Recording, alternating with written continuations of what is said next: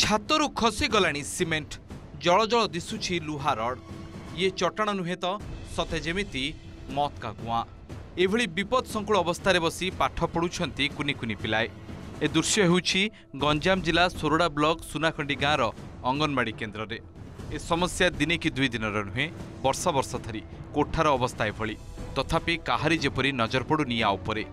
वर्षा हेले छातरू पानी गलुछि केतेबेले भी छात भुसुड़ी पड़िबो ताहा आशंका करी अंगनवाड़ी कर्मी और पिलामाने बाहर बारंडारे बसी पाठ पढ़ुछंती। पिलाने बसिले बहुत विफल संकुल रे बसुछंती किछि पिलांक ऊपर मध्ये माटी पड़ी जायछि आ नुआ घरटिए देले आम पिला माने एडे उपकृत हेबे।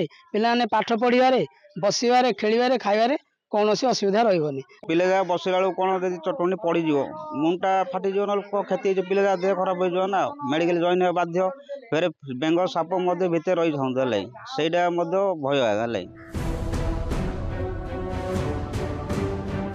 2007 मसीह निर्माण होइथिबा ई अंगनवाड़ी केन्द्र निर्माण हेबार किछि वर्ष भितरे कोठाटी भांगी रुचि जाइछि। कबाट झरका मध्य भांगी गलानी। असुरक्षित अवस्था पिलामाने पाठ पढ़ुवा विभाग अधिकारी को जणाइछंती अंगनवाड़ी कर्मी। बहुत थर अभियोग करबा परे भी केही शुणु नथबा अभियोग होइछि। नूतन कोठा शीघ्र निर्माण न करागले काली बड़ अघटन न घटिब ताकू किए एड़ाई पारे।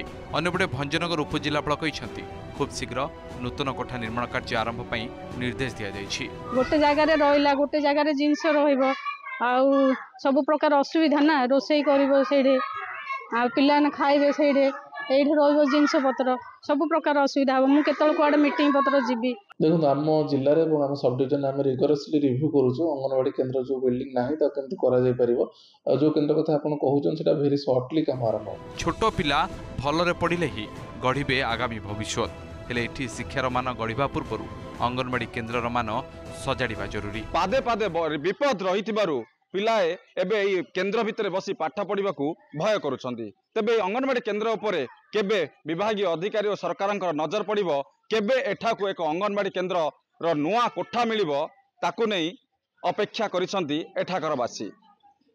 सोडा सुनाखंडी राजेश कुमार पंडा, ओटीवी।